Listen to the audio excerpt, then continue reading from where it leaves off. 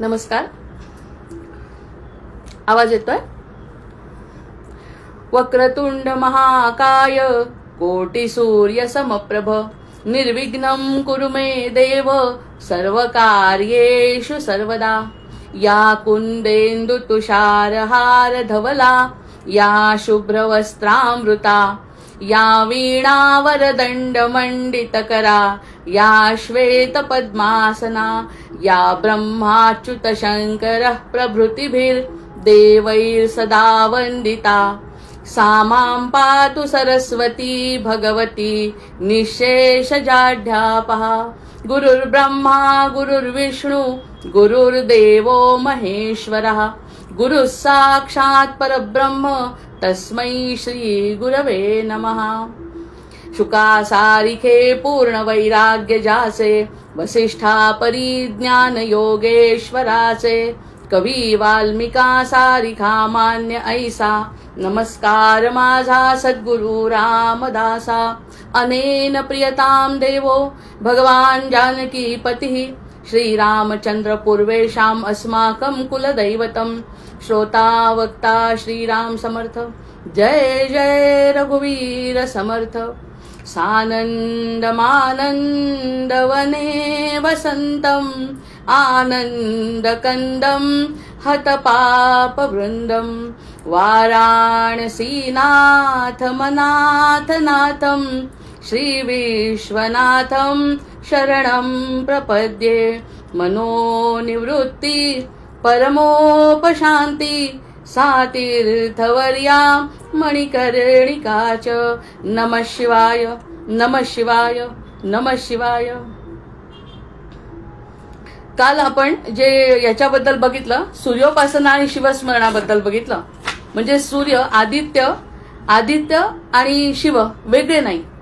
फक्त आदित्य म्हणजे सूर्याचं दर्शन आपल्याला होतं. हा इथपर्यंतचा भाग. आपण आचार्य काय म्हणतात ते बघितलं की अद्वैत दृष्टिकोनामध्ये सूर्य आणि शिव वेगळे नाही आहेत. हा मग आपल्याला मानायला काय हरकत आहे की हा समोर जो दिसतो आहे ते शिवस्वरूपच आहे. मग त्याचा एक विशिष्ट मुहूर्त सुद्धा त्यांनी दिलेला आहे. हे सगळे आपले लोक आधीचे जे होते इतके हुशार आणि असे जाणणारे होते सगळे, त्या जाणणाऱ्यांनी तो विशिष्ट मुहूर्त ठरवला. म्हणजे त्यांना समजलं होतं की सूर्य आणि शिव जर वेगळे नाही आहेत, फरक इतकाच आहे की सूर्य हा अनुभव देऊ शकतो. जर विचार केला तर सूर्य अनुभव आहे आणि शिव त्याचं स्वरूप आहे. जय जय रघुवीर समर्थ. देणारा सूर्य आहे, देणारा सूर्य आहे. तसंही कुंडलीमध्ये आपण जेव्हा बघतो तेव्हा कुंडलीमध्ये आत्म्याचा कारक ग्रह शिव, आत्म्याचा कारक ग्रह सूर्य आणि मनाचा कारक ग्रह चंद्र हे आपल्याला नेहमीच बोलण्यातलं आहे. चंद्र राशी असते. मग त्याप्रमाणे जर आपण विचार केला तर आत्म्याचा ग्रह सूर्य आणि आत्म्याला सत्य आवडतं, आत्म्याला प्रकाश आवडतो आणि आत्म्याला जे सत्य आवडतं त्याचा प्रकाश म्हणजेच ज्ञान म्हणजे आपल्याला सूर्यापासून मिळतं. म्हणजे सगळ्यात महत्वाचा ग्रह म्हणजे सूर्याभोवती सगळी ग्रहमाला आहे. या सगळ्या गोष्टींचा आपण जेव्हा विचार करतो तेव्हा या गोष्टी लक्षात येतात विचार केला तर. अन्यथा आपण या सगळ्या गोष्टी आहे म्हणून सांभाळून घ्यायच्यासारखं घेतलं तर आपल्याला त्याचा काही उपयोग होत नाही. म्हणून आपल्याला काही गोष्टींचं माहिती असणं आवश्यक आहे. आणि त्या ज्ञानाचा कारक ग्रह आपल्याला सूर्यनारायण जो प्रत्यक्ष आपण बघतो. मग सूर्य हे त्याचं स्वरूप आहे, सूर्य हा अनुभव आहे आणि शिव त्याचं स्वरूप आहे. त्याचं स्वरूप कसं आहे? प्रकाश दिसतो. त्यांनी फरक काय सांगितलं? हा प्रकाश दिसतो सूर्य, ज्यामुळे तो शिव आहे असं सांगायचं. ज्यामुळे दिसतो तो शिव आणि द्रष्टा आणि प्रकाश एकच. मग हे मानण्यासाठी आधी बुद्धी तयार व्हायला पाहिजे ना. या सगळ्या गोष्टी मानण्यासाठी बुद्धी तयार व्हायची. सगळ्या गोष्टी आपल्या बुद्धीला मानण्यासाठीच चालल्या आहेत. एकदा का बुद्धीने त्या गोष्ट मान्य केली मग त्या गोष्टी आपल्याला आपोआप पटतात किंवा तसे तसे संकेत आपल्याला या ठिकाणी दिसतात. मग सूर्योपासना अधिक शिवस्मरण काय होईल? मग सूर्योपासना करता करता त्यामध्ये शिवाचं स्मरण असेल. पण दोन्ही जर एकच आहे म्हणजे सत्य आणि ज्ञान, त्यासोबत अनुभव. अनुभव म्हणजे सूर्य ना, शिव म्हणजे अनुभव आहे सूर्याचा. मग ते जर एकत्र झालं तर त्यामुळे काय होतंय? व्हायला पाहिजे. काय होतंय का होत नाही हा प्रश्नच आहे. पण काय व्हायला पाहिजे असं म्हणणं आहे ना त्यांचं. त्याप्रमाणे आपल्याला माहिती झाल्यावर आपण तो तसा प्रयत्न करायचा. त्यासाठी त्यांनी म्हटलं की अहंकार शुद्ध होतो. आधी सूर्यासमोर नतमस्तक झालं. सूर्याला म्हणायचं बाबा रे मला प्रकाश, ज्ञानस्वरूप प्रकाश जो तुझा आहे तो माझ्या बुद्धीमध्ये, माझ्या बुद्धीला छेदून गेला पाहिजे. मानलं पाहिजे आधी की तुझा जो काही प्रकाश आहे त्यासाठी उदाहरण आहे. आपण म्हणतो इतके वर्षांचा आपला अहंकार आहे, इतक्या जन्मोजन्मीचं आपलं काहीतरी साठलेलं आहे, ते एकदम कसं जाईल? त्यावरती सुद्धा उत्तर आहे. ते म्हणतात 50 वर्ष 100 वर्ष जरी खोली बंद असली एखादी आणि ती जर एक दिवशी उघडली आणि त्यामध्ये सूर्याचं जर किरण पडलं तर त्या 50 वर्ष साठलेला अहंकार सुद्धा एका क्षणामध्ये मिटतो. 50 वर्ष तो असलेला अंधार त्यातला एका किरणाने मिटू शकतो. तसंच आपल्या पापांचं आणि विचारांचं आहे.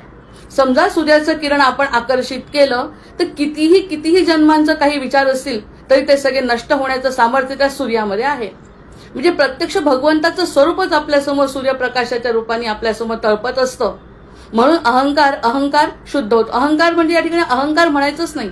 आता आपण जे सद्गुणांनी जो विचार करतोय आणि धर्माचरण करतोय त्यामुळे अहंकाराचा प्रश्न नाही आहे. फक्त अहमभाव, जो अहमभाव आहे तो शुद्ध होतो. या ठिकाणी मी कोणी नाही हा एक भाव निर्माण होऊ शकतो किंवा आणखी एक अतिशय सुंदर भाव निर्माण होऊ शकतो की मी त्याचा आहे. दोन्ही भाव आपल्यासाठी सकारात्मक ऊर्जा देणारे आहे. मी कोणी नाही म्हणजे जे काही मला मिळतंय ते माझ्या भाग्याने मिळतंय आणि त्या सगळ्या देवाच्या कृपेने मिळतंय आणि मी त्याचा आहे ही सगळ्यात मोठी भावना आपल्या मनामध्ये दृढ झाल्यावर कशी कमतरता जाणवणार आहे? कशाचीही कमतरता आपल्याला जाणवणार नाही जर आपला भाव तसा निर्माण झाला तर. म्हणून अहमभाव शुद्ध होतो. म्हणजे प्रत्येक वेळी आचार्य जे लिहितात ना अहमभाव, त्या ठिकाणी आता असं वाटायला लागली अहंकार म्हणण्यापेक्षा अहमभावच आपण घ्यायला पाहिजे. मीपणा, देह नाही, कारण देहावर आणि आत्म्यावर भरपूर चर्चा केली. आता महाशिवरात्रीकडे वळत असताना हा अहंकार न म्हणता अहमभाव म्हणू. मी आणि माझं सोडण्यासाठी ज्या काही या गोष्टी आवश्यक आहे तो शुद्ध होतो आणि मग आपला जो क्रोध असतो तो क्रोधाचं रूपांतरण होतं. क्रोधाचं रूपांतरण होऊन ती बुद्धी शांत आणि सात्विक होते. बुद्धी शांत आणि सात्विक होते असं लिहिलेलं आहे. त्याचा व्हायला हवी असा अर्थ आहे. जे काही आपल्याला ज्ञान देतात ते म्हणतात अशी बुद्धी होते म्हणजे व्हायला पाहिजे हे अपेक्षित आहे. म्हणजेच आपण ती करायला पाहिजे ही आपली जबाबदारी आहे. जय जय रघुवीर समर्थ. या सगळ्या गोष्टी होतात कारण सत्य तेच आहे. ते सत्य ह्याच्या व्यतिरिक्त दुसरं काही नाही. समोर दिसलेला हा सूर्यनारायण, त्या सूर्यनारायणाची सकाळी दुपारी संध्याकाळी वेगवेगळी आराधना, ओम घृणी सूर्याय नमः असं म्हणत जी आराधना करतात, बाबा सूर्या तुझा प्रकाश मला दे आणि तुझा जो प्रकाश आहे तो प्रकाश घेतल्यानंतर माझ्यामधला अहंभाव कमी होऊ दे. मी कुणी नाही किंवा जो काही आहे त्याचा मला फायदा करून घेता आला पाहिजे या देहाचा, एवढी त्याला बुद्धीची प्रार्थना. बाकी ज्ञानाची गरज नाही. आचार्य तर नेहमीच म्हणतात की ज्ञानापेक्षा तुम्हाला ते जाणीव आणि अनुभव सगळ्यात महत्वाचा आहे. मग सूर्य म्हणजे शिवाचा प्रकाशमान चेहरा. जय जय रघुवीर समर्थ. सूर्य म्हणजे शिवाचा प्रकाशमान चेहरा. मग काय गरज आहे आपल्याला वेगळीकडे बघायची? जर त्यांनी सांगितलं की प्रकाशमान जर शिव असेल, शांत आहे तसा प्रत्यक्षात तो शिव, पण जर प्रकाशमान सूर्य दिसत असेल तर तो शिवाचा चेहरा आहे. कारण ते सगळे तसं पाहिलं तर एकच आहे का सगळे, पण त्यातल्या तर आपल्याला शिवरात्रीकडे जायचं आहे. त्यामुळे त्यांनी म्हटलं सूर्य म्हणजे शिवाचा प्रकाशमान चेहरा आणि शिव म्हणजे याचा अगदी उलटा. आपण जर एकमेकांच्या समोर असतो ना तर या प्रश्नांची उत्तरं समोरासमोर घेतली असती. इथे मी एकटीच सांगते, प्रत्यक्षात हे समजेल आता. जर मी म्हटलं की सूर्य म्हणजे शिवाचा प्रकाशमान चेहरा, सूर्य आणि शिव एकच आहेत, तर मग शिव काय आहे? मग शिव म्हणजे सूर्याचा मौन आत्मा. जय जय रघुवीर समर्थ. आज तर किती पॉइंट्स मिळाले. तो शिव म्हणजे सूर्याचा मौन आत्मा. इतका सगळा प्रकाश माझ्याकडे आला, मी जर आकर्षित करू शकली, साधक जर त्या ठिकाणी प्रकाश आकर्षित करू शकते, सत्याचा प्रकाश जर उघड झाला, अनेक जन्मांची पाप, अनेक जन्मांची जडबुद्धी जर त्या ठिकाणी नष्ट झाली असेल तर काय होतं? तो मौनात जातो. बोलण्याची गरज नाही. म्हणजे शिव मौनात आहे पण प्रकाश देण्यासाठी सूर्याच्या रूपाने आपल्या समोर आहे. किती सुंदर हा संगम आहे. या ठिकाणी शिवरात्रीचा जो संगम होणार आहे तो असा आहे की सूर्य हा शिवाचा प्रकाशमान आदित्य हृदय स्तोत्र म्हणूनच आपण म्हणत असतो. सूर्य हा शिवाचा प्रकाशमान चेहरा आणि शिव म्हणजे सूर्याचा मौन आत्मा.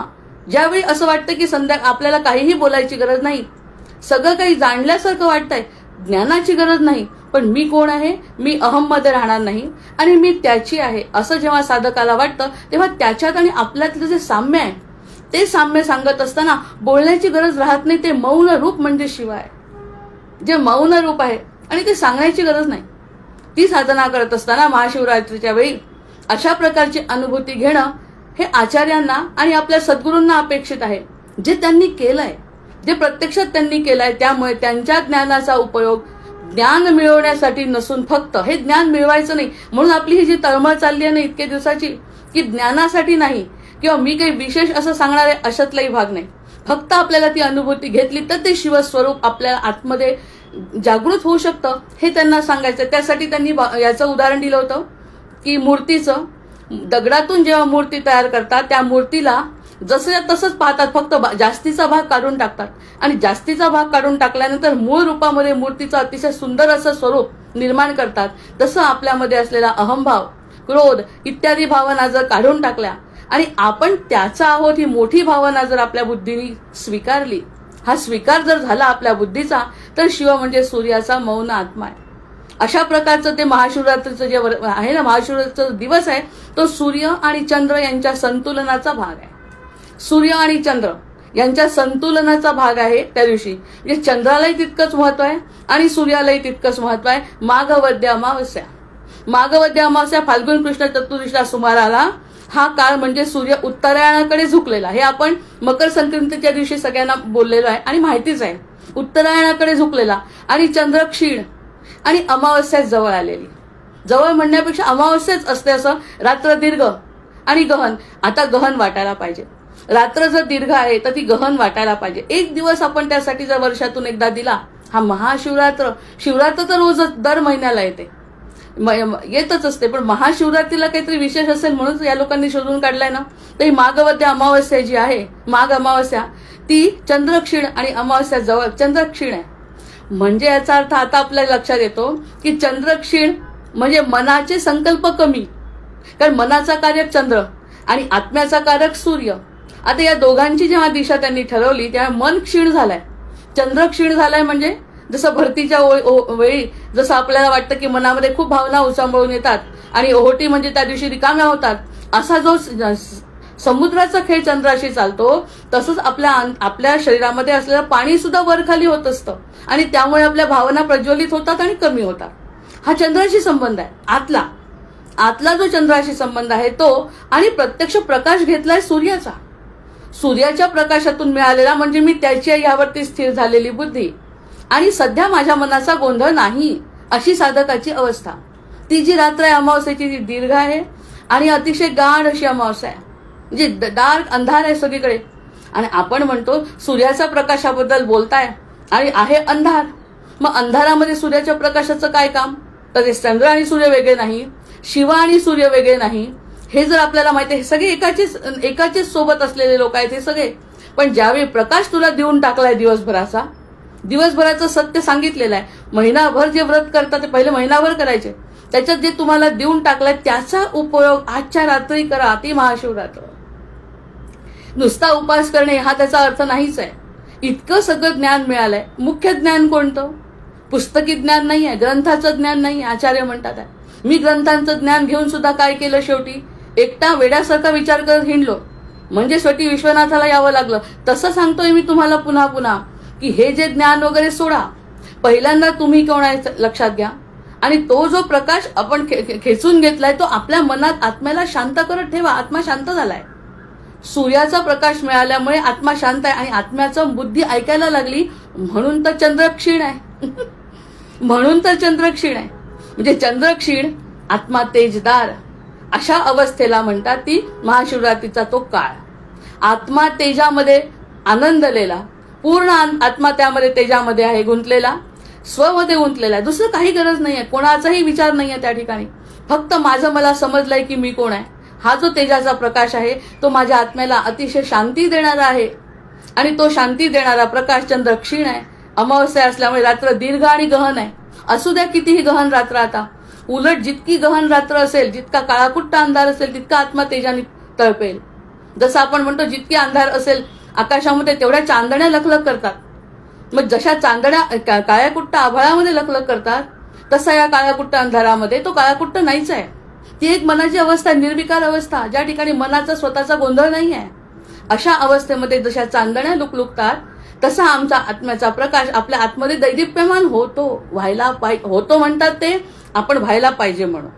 ते म्हणतात होतो, आपण म्हटलं व्हायला पाहिजे.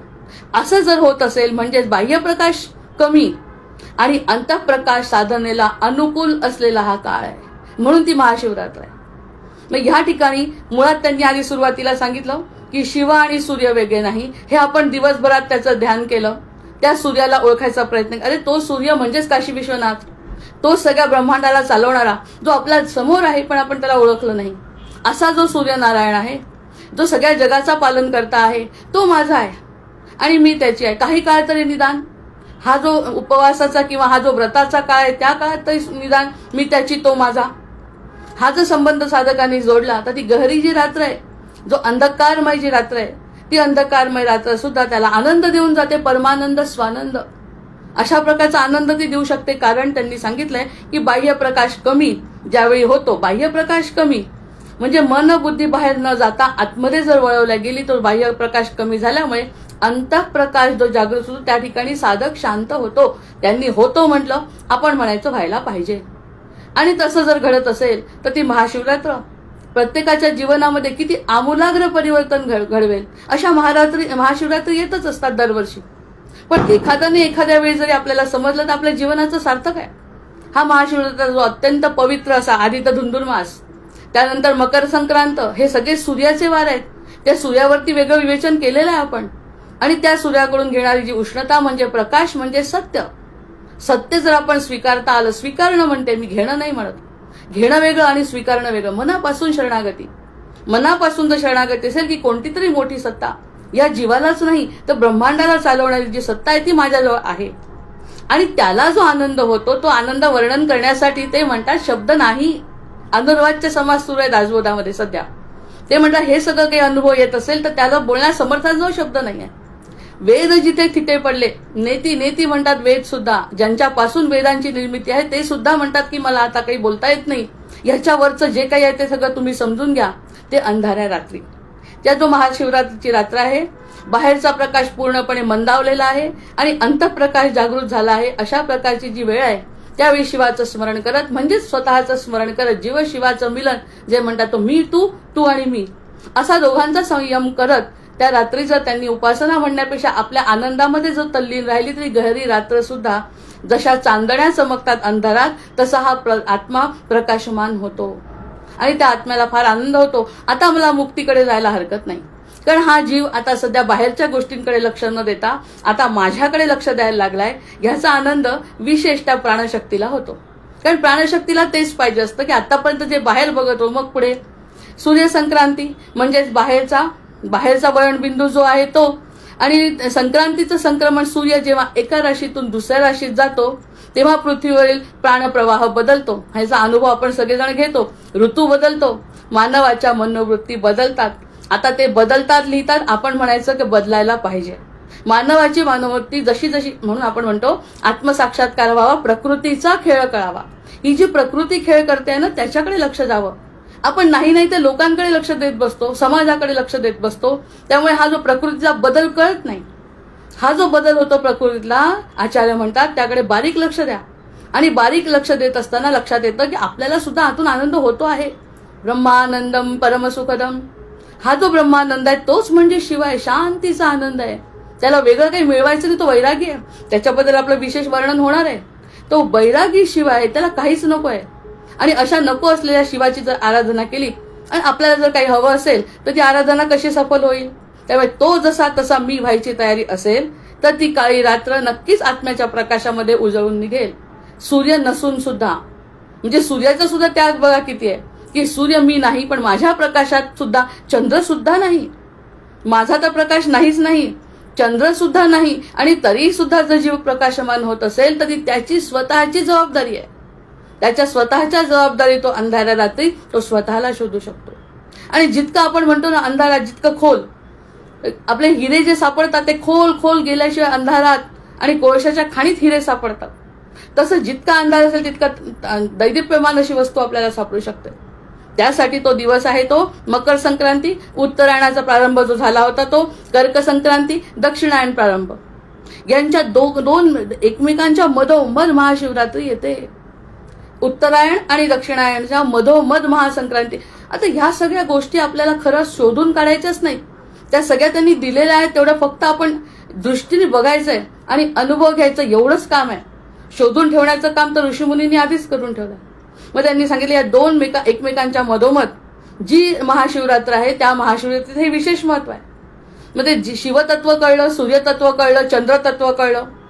मग हे सगळं कळल्यानंतर त्या रात्री त्याचं काय करायचंय आपण, त्याचा स्वतःचा जो आनंद आहे त्या आनंदामध्ये समाधीमध्ये भजन करत राहायचंय स्वतःच. काय म्हणलं, चिदानंद रूपम शिवोहम शिवोहम. त्यामुळे आपण कालपासून 3 दिवसापासून ते स्तोत्राला सुरुवात केली आहे की आता तो अगदी आता आतुरता महाशिवरात्रीची इतकी जवळ आली आहे की त्यापासून स्तोत्राला सुद्धा प्रारंभ केलाय. चिदानंद रूपम शिव, शंकराचार्यांचा हात धरून आपण या सगळ्या गोष्टी करतोय. मग असं झाल्यानंतर शिव म्हणजे स्वरूप काय आहे, त्याचं स्वरूप आहे त्याचं शिव म्हणजे अतिकाल आहे आणि सूर्य म्हणजे सूर्य चमकणारा तारा आहे, चमकणारा प्रकाश आहे. इथे याची गती काय आहे, शिवाची गती, हा शिव स्थिर आहे आणि सूर्य गतिमान आहे. सूर्य गतिमान आहे, इकडून तिकडे जातो, तो गतिमान आहे, दिवसभर बिचारा कष्ट करतोय. आपल्याला जरी तो दिसत नसला तरी तो इथून गेला आणि अमेरिकेत उगवला, म्हणजे अमेरिकेतून आला पुन्हा इकडे उगवला. हा गतिमान सूर्य जो सुरू आहे आणि शिव तितका शांत आहे. जितकी शांतता आहे ती म्हणजे विरोधाभासाचं जीवन आहे सगळं. हा जितका शांत आहे ते सगळं चालवतोय सगळं, पण प्रत्यक्षात तो शांत आहे. पण त्याचं स्वरूप जे सूर्य आहे ते सगळ्यांना चालवतच आहे ना. मी एकेकाने डिपार्टमेंट देऊन दिलंय. इकडे अनुभव कशाचा आहे, शिवाचा समाधीचा अनुभव आहे आणि याचा कर्माचा अनुभव आहे. कोणतं कर्म केलं, या ठिकाणी पूजा केली का, कोणती करायला पाहिजे का, करतील, शिवपिंडीवर अभिषेक करतील, हे सगळं करतील. पण ते जे कर्म आहे ना ते स्वतः समजून जर केलेलं कर्म आहे ते शिवापर्यंत नेणार आहे. आणि इथे काही समाधी अवस्था आहे, शिवाची समाधी अवस्था आहे आणि सूर्याची कर्म अवस्था आहे. जो काही कर्म करत असेल ते कर्म म्हणजे करचरण कृतम वा कायजम कर्मजम वा, आचार्यांच्या सगळ्या ओव्या आता या शिवरात्रीला लागू पडतात कारण की शैवच आहेत. मग त्यांनी असं म्हटलंय कर्म इकडे काय आहे, शिवा याचं तत्व काय आहे, याचं तत्व वेळ आहे, याचं शिवाचं तत्व रात्र आहे, याचं तत्वच रात्र आहे आणि सूर्याचं तत्व दिवस आहे. म्हणजे दोघांचा विरोधाभास कसा एकत्र आला, हा दिवसा उगवतो, हा रात्री प्रकाशमान होतो आणि त्याच्या आधी तो चंद्र उगवतो. तो चंद्र सुद्धा मनाचा कारक रात्रीचा आहे. सूर्य संपल्यावर चंद्राचा प्रकाश येतो. म्हणजे आधी सूर्याकडून जर चांगला प्रकाश आपण घेतला, म्हणजे सत्याचा प्रकाश घेतला, तर मनावरती त्याचा परिणाम होणार आहे आणि मनावरचा जो परिणाम झाला तर चंद्र सुद्धा लखलखीत राहणार आहे. प्रत्यक्षात शिवरात्रीला तो चंद्र सुद्धा नाही आहे, सूर्य हात सोडून दिलाय. सूर्य नाही, चंद्र नाही, मग आता तो जीव काय करेल. अरे महिनाभर तेच केलंय ना की सूर्याकडे सत्य मागितलंय, सूर्याकडे प्रकाश मागितलाय आणि त्या प्रकाशाच्या प्रकाशात आता मला बाकी कशाची गरजच नाही. ती रात्र माझ्यासाठी स्वयंप्रकाशाची स्वयंस्फूर्तीची रात्र आहे असं त्यांना म्हणायचं. चिदानंद रूपम. आणि म्हणायचंही स्तोत्र कोणतं, शिवाचं स्तोत्र वेगळं म्हणत असतील पण आचार्यांचं सगळ्यात आवडतं स्तोत्र आहे चिदानंद रूपम शिवोहम शिवोहम. हे आपण 3 दिवसापासून सुरू केलंय. मीच शिवाय म्हणतात आणि मी शिवाय म्हटल्यावर आतापर्यंत मला सगळ्यात जास्त आनंद कशाचा होतो माहितीये, या गोष्टीमध्ये आतापर्यंत आपण स्वतःला चांगला आहे म्हणण्याचा प्रयत्न करून सिद्ध करण्याचा प्रयत्न केला, सगळ्यांच्या समोर सिद्ध करण्याचा प्रयत्न केला. माझं अत्युत्तम सगळं काही आहे, माझी बुद्धी चांगली आहे, माझं लिखाण चांगलं आहे, माझा संसार चांगला आहे, माझं कुटुंब चांगलं आहे, हे सगळं सांगण्याचा प्रयत्न केला. पण जितकं यश आलं नाही तितकं यश शिवाच्या सानिध्यात येतं. कारण शिव म्हणतो तू आणि मी वेगळा नाही. म्हणजे इतकं मोठं पद जीवाला मिळत आहे, इतकं मोठं की ज्याच्यापेक्षा जितेंद्रिय म्हणजे एवढे मोठे राजे महाराजे ज्या ठिकाणी कमी पडतील असं ती राजाची राणी म्हणतात तशी अवस्था या साधकाची करून ठेवली आहे शिवानी. मग ही तुम्हाला नको, ही जर हवी असेल तर ती ज्या 4 गोष्टी सांगितल्या, स्वरूप त्याचं अतिकाल, याचं सूर्याचं स्वरूप प्रकाश आहे, हा सूर्य दिवस आहे आणि शिवरात्र आहे. आणि दोघांचा विरोधाभास केव्हा निर्माण होईल महाशिवरात्रीला की ह्याचा पूर्ण प्रकाश नाही तर आपल्याला उदासीनता सुद्धा येऊ शकते. जर प्रकाश व्यवस्थित घेतला नाही, सूर्याचं ज्ञान आपल्याला मिळालं नाही, सत्याचं मी कोण आहे याचं जर मला ज्ञान मिळालं नाही तर एक प्रकारची उदासीनता येऊ शकते. चंद्र आहेच मध्ये पुन्हा त्रास द्यायला. चंद्र जो आपल्याला देणारा त्रास मनाचा कारक आहे, तो मन आपल्याला त्रास देऊ शकते. त्या मनावरती अधिराज्य मिळवण्याचं काम सूर्याचा प्रकाश करणार आहे ना. आणि त्याला कळलं पाहिजे की चंद्राचा सुद्धा प्रकाश हा सूर्याचाच आहे. हे चंद्राला जे कळतं तो चंद्राला माहिती आहे, ते आपल्याला माहिती पाहिजे फक्त. म्हणजे मन कोणतं उभारी घेऊ शकेल का या ठिकाणी, मन नाही, फक्त हृदय, आदित्य हृदय, फक्त हृदयाचा हृदयाशी संबंध, बाकी सगळं त्यानंतरचं काम. 1 दिवस, वर्षातून 1 दिवस असं जर तो आनंद घेत असेल तर योगशास्त्रामध्ये न ते म्हणतं, योगशास्त्रावरती त्याला फार मोठे नियम सांगितले आहेत. ते योगशास्त्र आपण शिकू शकत नाही. म्हणजे पिंगला नाडी आहे ना, ती पिंगला नाडी म्हणे सूर्य नाडी ती मंद होते. नंतर इडा नाडी चंद्रनाडी ती संतुलित होते. कशामुळे? सुषुप्ना नाडीमुळे ती सहज उघडते. कारण बघा, आपण जर याचं साधं उदाहरण घ्यायचं ठरवलं की मनात विचार आले तर येऊ दिले नाही, मनात विचार आले तर येऊ दिले नाही, आणि जे काही ज्ञान झालं ते स्थिर करायचा प्रयत्न मीच माझ्या बजानी केला एखाद्या साधकांनी, तर ती सुषुप्ना नाडीचं कार्य सुरू होतं म्हणतात. ती सुषुप्ना नाडी जी आहे ती आपल्याला संतुलन देण्याचं कार्य करते, की इकडे ह्याच्या मनात विचार येऊ द्यायचे नाही, सत्याचा प्रकाश पडू द्यायचा. म्हणजे जे पाहिजे ते घ्यायचं आणि जे नको ते सोडायचं काम आपणच आपलं करत असतो. जय जय रघुवीर समर्थ. ही आतली संकल्पना सांगते आज. इडा पिंगला, इडा म्हणजे पिंगला म्हणजे सूर्यनाडी. याच्यावरती योगशास्त्रामध्ये व्यवस्थित विवेचन मी तर सप्तचक्रांवरती. आपल्याला हा जो संदर्भ आहे तो फक्त समजून घेण्याच्या अंदाजाने घेतोय आपण. तर पिंगला म्हणजे सूर्यनाडी जी मंद होऊन जाते. प्रत्यक्षात सूर्य मंद होऊ शकतो का? पण प्रकाश मिळाला, सत्याचा प्रकाश मिळाला, मी कोण आहे म्हटलं, शांत झाला. इतका शांत झाला, ते मंद झाली म्हणजे शांत झाला. आणि इकडे ही इडा नाडी जी आहे, ती चंद्रनाडी जी आहे, ती सुद्धा संतुलित होऊन जाते. मला काही करायचं नाही बाहेरच्यांशी, मला बाहेरचा विषयच मनात येऊ द्यायचा नाही, मनावर नियंत्रण. चंद्र पण त्या ठिकाणी क्षीण झालाय आणि प्रत्यक्षात वातावरणामध्ये सुद्धा चंद्र नाही. म्हणजे चंद्र नाही तर आमचं मन शांत, सूर्याचा प्रकाश घेऊन मन शांत. आणि असं असताना सुषुम्ना त्यावेळी सहजपणे आपल्याला नवीन कोणती तरी गोष्ट, ते अमृताचे कण जे म्हणतात, ते अमृत त्यांच्या मनामध्ये पाझरू शकतं, हृदयामध्ये. अमृत त्या दिवशी रात्री अमृतावरती वेगळं विवेचन करते एक दिवस. ते अमृत म्हणजे काय, सोमरस म्हणजे काय, चंद्र म्हणजे काय, हे सगळं त्यांनी याच्यामध्ये सांगितलेलं आहे. मग ही सुषुम्ना काय करते, सहज उघडते, सहजपणे उघडते. आतापर्यंत किती कष्ट होत होते माझ्या मनाला की हे ऐकायचं नाही, कसं, हे तर मला पटत नाही. पण ते पटवून घेण्याचा महिनाभर प्रयत्न करतोय ना. मी कोण आहे हे जर कळत असेल आणि सर्वसाधारण मी व्यक्ती नसून मी काहीतरी विशेष आहे कोणासाठी, हीच तर सगळ्यात मोठी भक्ताला आनंदाची संधी आहे. त्यामुळे जो खुश होतो, तर महाशिवरात्र म्हणजे याचा सरळ अर्थ असा आहे आता, महाशिवरात्र म्हणजे नैसर्गिक कुंडलिनीसाठी अनुकूल अशी रात्र आहे. नैसर्गिक कुंडलिनी जागृत होण्यासाठी अनुकूल रात्र आहे. पण हे माहिती नसलं तर कशी काय जागृत होईल? आपल्याला जर ही गोष्ट कल्पनाच नसेल या गोष्टीची, या दिवशी असं काही घडतं, कारण आपलं मन त्या ठिकाणी स्थिर झाल्याशिवाय कोणत्या घटना जीवनामध्ये घडत नाही. जेव्हा आपण घडतो त्यासाठी एक साधं उदाहरण पण मागे बोलली होती की मी एकदा तिरुपतीला गेले आणि त्या ठिकाणी मला काही वाटलंच नाही की तिरुपतीचं दर्शन झालं, काही कळेना. दिसलं साधारण दर्शन झालं आणि घरी आलो, कोणत्याही मनाच्या स्थितीमध्ये फरक नाही. पण तेच कोणीतरी सांगितलं त्याचं काय महत्व आहे, त्यांच्या मागे गेलं तर समुद्राचा आवाज येतो वगैरे, जे काही थोडीशी माहिती जी सांगितली, त्यानंतर डोळ्यातलं पाणी थांबे ना.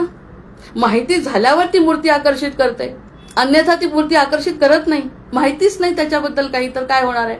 या ठिकाणी ही माहिती केली त्यांनी की कुंडलिनी जागृत होऊ शकते.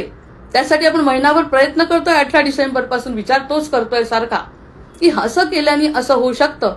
म्हणजे ही जी रात्र आहे तो चंद्र क्षीण आहे आणि सूर्याचा प्रकाश घेऊन सूर्य सुद्धा क्षीण आहे, सूर्य दुसरीकडे निघून गेलाय, हे ऋषीमुनींनी बघितलंय. आणि त्यावेळी इडा, पिंगला आणि सुषुम्ना या तिन्ही नाड्यांचं एकत्रीकरण होऊन कुंडलिनी शक्ती जागृत होते. त्या नागांचं वैशिष्ट्य सुद्धा सांगायचं आहे, नवनागांचं. ही सगळी नैसर्गिकपणे होत आहे. आणि या सगळ्या गोष्टी ऐकल्यावर एखाद्याच्या मनात जर ते आलं तर ते नैसर्गिकपणे तो त्या ठिकाणी विलीन होतो, आनंदी होतो. हा अनुभव आपण सगळेजण मिळून घ्यायला पाहिजे. अशी ही जी महाशिवरात्र आहे, मग हे जे सूर्याचं प्रतीक आहे महाशिवरात्र, हे अंतर्मुख करणारं उत्तरायण आहे. अंतर्मुख, आपण तसं म्हणलं दक्षिणायन, आणि अंतर्मुख करणारं उत्तरायण म्हणजे आता आपला जो उत्तरायणाचा काळ सुरू झाला समजायचा जीवाचा, ते अंतर्मुख करणारं असलं पाहिजे. अंतर्मुख करणारं असलं पाहिजे. बाह्याकडे जे इंद्रिय जातात, विचार करतात, डोळे सगळं बाहेरचं बघतात, कान सगळं बाहेरचं ऐकतात, विचार सगळे बाहेरचे करतो, ते न करता अंतर्मुख झाल्यानंतर शिवस्वरूप आपल्याला उमगू लागतं, असं आचार्यांचं म्हणणं आहे. बाह्य उत्तरायण म्हणजे मकर संक्रांती, सूर्य उत्तर दिशेला. हे सुद्धा सगळं ठरलंय. म्हणजे प्रकृतीचं जेव्हा आचार्यांच्या गोष्टी वाचतो ना, असं वाटतं आपल्यासाठी किती करून ठेवलंय त्यांनी सांगितलं. बाह्य उत्तरायण म्हणजे मकर संक्रांती जी आता आपली झाली, रथसप्तमीला जी संपली, ती सूर्य उत्तर दिशेला. आणि आंतरिक उत्तरायण महाशिवरात्री प्राण वर चढतो तसाच, जसा प्राण खाली असतो आपल्या हृदयामध्ये, तो वर वर चढत सहस्रापर्यंत जाऊ शकतो. अशी ती रात्र चेतना सहस्राकडे जाऊ शकते, कारण कुंडलिनी शक्ती जागृत होते. का बरं कुंडलिनी शक्ती जागृत होते? कारण बाह्याचा विचार नाही आणि मी कोणीतरी मोठा आहे, मला काहीतरी मोठं सापडलंय, या आनंदाने ती आपोआप वर जाते. आनंदामुळे, आणि सगळं आनंदाचं तत्व म्हणजे सुरुवातीपासून आपण म्हणतोय आनंद जिथे असेल तिथे सगळे असतातच. मग त्यामुळे ते वर जातात. सूर्य बाहेर वर जातो, शिव सूर्य वर येतो सूर्योदयाच्या वेळी. त्याचं नातं बघा किती. सांगताना सुद्धा इतका आनंद होत आहे की सूर्य बाहेरून वर जातो, दिसतो आपल्याला. आपल्या क्षितिजापासून बघितलं वर जातो, शिव आतून वर नेतो. शिव आतून वर नेतो, सूर्य क्षितिजाहून वर जातो. आता हे नातं आपल्याला अनुभव नसला तरी विश्वास ठेवायला काय हरकत आहे आचार्यांवर? कारण इतक्या सगळ्या गोष्टी आपण बाकीच्यांवर विश्वास ठेवून केल्यास ना, मग आता निदान आचार्यांच्या शब्दांवर एकदा विश्वास ठेवून असा काही अनुभव येतो का? कदाचित सद्गुरू आपल्या पाठीशी असतील आणि अशा प्रकारचा सूर्य बाहेरून वर जातो, शिव आतून वर जातो. आतून म्हणजे आत्म्याचा कारक आहे, आत्म्याला वर नेतो. मग आता साधनेसाठी अत्यंत महत्वाचा असा हा संकेत महाशिवरात्रीला म्हणजे सूर्योपासना न करता शिवस्मरण करत करत, म्हणजे ओम घृणी सूर्याय नमः, ओम नमः शिवाय असा जप करत करत सकाळी उदयकालीन सूर्यदर्शन करायचं नंतर झाल्यानंतर, आणि रात्रीला ओम नमः शिवाय जप करायचा आहे, आणि उशेला म्हणजे पहाटे पहाटे ओम घृणी सूर्याय नमः. असे 3 गोष्टी जर केल्या तर या गोष्टीचा वेगळा आनंद साधकाला मिळू शकतो, असा या पूर्ण विवेचनातून आपल्याला जाणवतं. विवेचनाला वेळ का लागतो? कारण आपण तो स्वतःशी लावून पाहतो. असा कुठे येत असतो का अनुभव? असं म्हणल्यामुळे जो वेळ जातो बुद्धीचा वेळ क्षय करून नुसतं सूर्याकडे पाहायचं, सूर्याला नमस्कार करायचा, आणि सूर्याच्या नमस्कारांकडे मला तो तुझा प्रकाश आणि तुझं सत्य मला दे, त्या सत्यानंतर माझं सत्य मला कळेल. म्हणून हे 3 प्रकारचे श्लोक याचा अद्वैताचा सार आचार्य म्हणतात आहे. सूर्य संक्रांती सांगते काळ फिरतो, सूर्य संक्रांती सांगते की काळ फिरतो, आणि महाशिवरात्री सांगते तू काळ नाही. आता याच्याहून मोठा काही शोध लागू शकतो? मग जातं ते देह जातो तो देह जातो, मी जात नाही. हे तर पहिल्या दिवशीपासून आत्म्याचं वर्णन करत असतात. ते आत्म्याचं वर्णन करत असताना तो होता आहे आणि राहणार आहे हेच त्यांनी सांगितलं. आता अद्वैताचं सार आचार्य या ठिकाणी सांगतात की सूर्य संक्रांती जर आपण चांगली व्यवस्थित केली असेल, मकर संक्रांती, ते सूर्याचे 7 घोडे आणि हे सगळं त्याचं वर्णन पुढे करू वेळ मिळाल्यावर, तर ते सांगता काळ फिरत असतो. किती वर्षांपासून काळ फिरतो आहे ते सूर्य बिचारा न थकता करतोय. तर महाशिवरात्री त्याच्यात सांगते. आजच्या दिवशी महाशिवरात्रीचं म्हणणं असं आहे, त्या रात्रीचं फलित हे आहे की ती म्हणते आहे की तू काळ नाही, तू काळाच्या वर आहे. म्हणजे शिव तेच आहे, शिव म्हणजे तेच आहे. मग तोच असाच व्यक्ती शिवाला आवडतो, त्याचंच भस्म शिव कपाळाला लावतात, हेच त्यांना सांगायचं. असा व्यक्ती असा विचार जो करेल तो माझा आहे, आणि मी त्याचा आहे हे साधकासाठी किती महत्वाचं आहे. मग मी त्याचा आहे म्हणण्यासाठी काळांवर विजय मिळवलेला हा महाकाळ आहे. तो सूर्य आणि चंद्रांचा प्रकाश एकत्रित करून, प्रत्यक्षात ते दोघेही क्षीण आहेत. आजच्या रात्री ते असा तो योग आहे की तो दोन्हीही क्षीण आहेत. कोणत्या संक्रांती, मकर संक्रांती आणि कर्क संक्रांती यांच्या मधला जो काळ आहे त्या ठिकाणी दोन्ही क्षीण असताना सुद्धा जर आत्म्याचा उदय झाला होतो, आत्म्याचा उदय होतो, तर ती गोष्ट महाशिवरात्री म्हणते. जेव्हा सूर्य थांबतो तेव्हा शिव आठवतो. आतापर्यंत शिव आणि सूर्य नातच कळलं नाही तर कसं आठवणार आहे? त्यांनी सांगितलं जेव्हा सूर्य थांबतो तेव्हा शिव आठवतो, आणि जेव्हा शिव प्रगटतो तेव्हा सूर्य ओळखता येतो. जय जय रघुवीर समर्थ. शिव ओळखण्यासाठी आपल्याला सूर्य ओळखण्यासाठी शिवतत्व आणि शिवामुळे सूर्यतत्व हे दोन्ही एकत्रीकरण असल्यामुळे अशी ही महाशिवरात्र आहे, असं ह्या जुन्या लोकांनी, ऋषीमुनींनी सांगून ठेवलंय. फक्त आपल्यापर्यंत ती गोष्ट येऊन, बरं नुसतं येऊन आचार्यांना तर ते पुन्हा बोलते, आचार्यांना नुसतं माहिती करून घेणं आवडतच नाही. मी तुम्हाला सांगणार कितीतरी वेळा सांगेन काय झालं. आचार्य म्हणतात मी खूप जणांना सांगितलं, अनुभव घेणारे माझ्यासाठी महत्वाचे आहे. त्याच्यामुळे जो अनुभव घेईन तोच माझा असेल म्हणजे शिवाचा असेल. आणि शिवतत्व कळलेला जीव कसा असेल, त्याला कशाची, त्या शिवाचं जे वर्णन आहे तेच आपलं वर्णन आहे. जर शिवाचं वर्णन जे आहे तेच आपलं वर्णन त्या साधकाचं होतं असं त्यांचं म्हणणं आहे. मग असं तत्व आज नाही उद्या नाही, परवा नाही, वर्षांनी नाही, 5 वर्षांनी, पण शेवटी जर असं झालं तर आपल्याला या जीवनाचं सार्थक झालं. आणि हे सार्थक होण्यासाठी आचार्य पुन्हा पुन्हा समजावून सांगतात आहे. आणि आता एक असा मला या ठिकाणी सांगता येत नाही, एक त्रिकोण असतो, वर ज्याचं मुख असतं आणि दुसरा त्रिकोण असतो जो खाली मुख असतं. असे 2 त्रिकोण, म्हणजे एक शिवाचा आणि एक शक्तीचा, कारण शक्ती पण पाहिजे, कारण दोघंही क्षीण आहेत. आता सूर्य क्षीण आहे, चंद्रही क्षीण आहे, मग शक्ती कोणती? तर ती शिवाची शक्ती जागृत होते. तो कोणता त्रिकोण? तो पहिला वर त्याचा कोण असलेला एक त्रिकोण, खाली कोण असलेला एक त्रिकोण, असे दोन्ही मिळून शिवशक्ती मिलन आहे. म्हणजे तो जो चांदणी काढतो आपण रांगोळीमध्ये, ती चांदणी म्हणजे शिवशक्ती मिलनाचं प्रतीक. ती रांगोळी त्या दिवशी काढतात. शिव आणि शक्ती एकत्र येणे म्हणजे तोच शिव म्हणतो, मी जसा आहे तसेच सगळे आहेत, फक्त माझ्यासारखा जो होईल आणि तसा विचार करेल ते शिव. म्हणजे अग्नि त्रिकोण वगैरे शिव आणि शक्तीच्या मिलनाने ते होतं. अशा प्रकारची ही शिवरात्र सगळ्यांच्या जीवनात आनंद देव आणि शांती देव. मनोनिवृत्ती परमोपशांती सातीर्थवर्या मणिकर्णिकाच. अशा प्रकारचा हा जो शांती आणि समाधान हे त्या आत्म्याला जर मिळत असेल तर तो ह्या दिवसासारखा उत्तम दिवस नाही. म्हणून आपल्या या षटकांनी संपवते. मनोबुद्ध्यंकार चित्तानि नाहं न चक्षोत्र जिह्वे न च घ्राण नेत्रे न च व्योम भूमि न तेजो न वायु चिदानन्दरूपं शिवोऽहं शिवोऽहं चिदानन्दरूपं शिवोऽहं शिवोऽहं न च प्राणसंज्ञो न वै पञ्चवायु न वा सप्तधातुर्न वा पञ्चकोश न वा पाणिपादौ न चोपस्थवायु चिदानन्दरूपं शिवोऽहं शिवोऽहं न मे द्वेषरागौ न मे लोभमोहौ मदो नैव मे नैव मात्सर्यभावा न धर्मो न चार्थो न कामो न मोक्ष चिदानन्दरूपं शिवोऽहं शिवोऽहं न पुण्यं न पापं न सौख्यं न दुःखं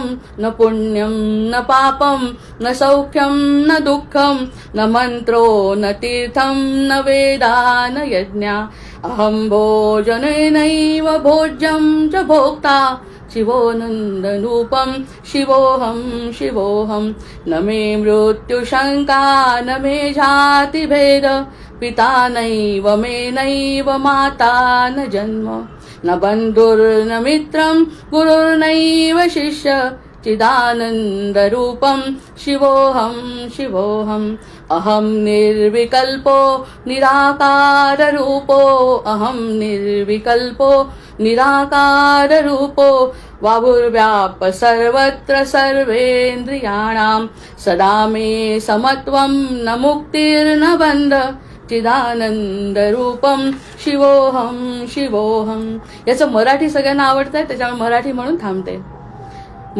मती चित्त नामान बुद्धी नसेमी जिभा कान डोळे नसे नासिकामी न आकाश पृथ्वी न वारा प्रभामी सदा मोदरूपी खरी चेतनामी सदा मोदरूपी खरी चेतनामी नसे नाव ऊर्जा न मी पाच वारे नसे पाच कोशात धातू न सारे न पायी न हाती न शूशी न वाणी सदा मोदरूपी खरी चेतनामी तिरस्कार ना प्रेम ना हावमस्ती नसे भ्रांतिवाना असूये सवस्ती पुरुषार्थचारी कदापि नसेमी सदा मोदरूपी खरी चेतनामी सदाचार वा सौख्य दुष्कृत्य दुःख नक्षत्रे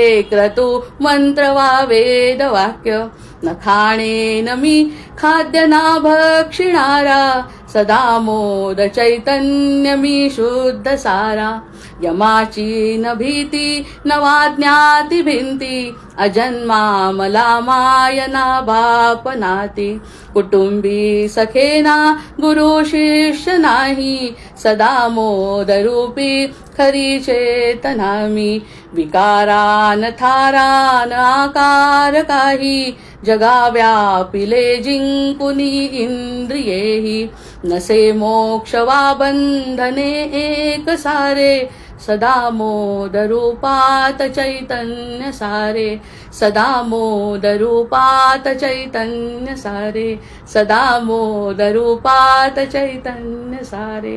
आवाहनं न जानामि तवार्चन पूजाञ्चैव न जानामि क्षम्यतां परमेश्वर क्षम्यतां परमेश्वर क्षम्यतां परमेश्वर. जय जय रघुवीर समर्थ.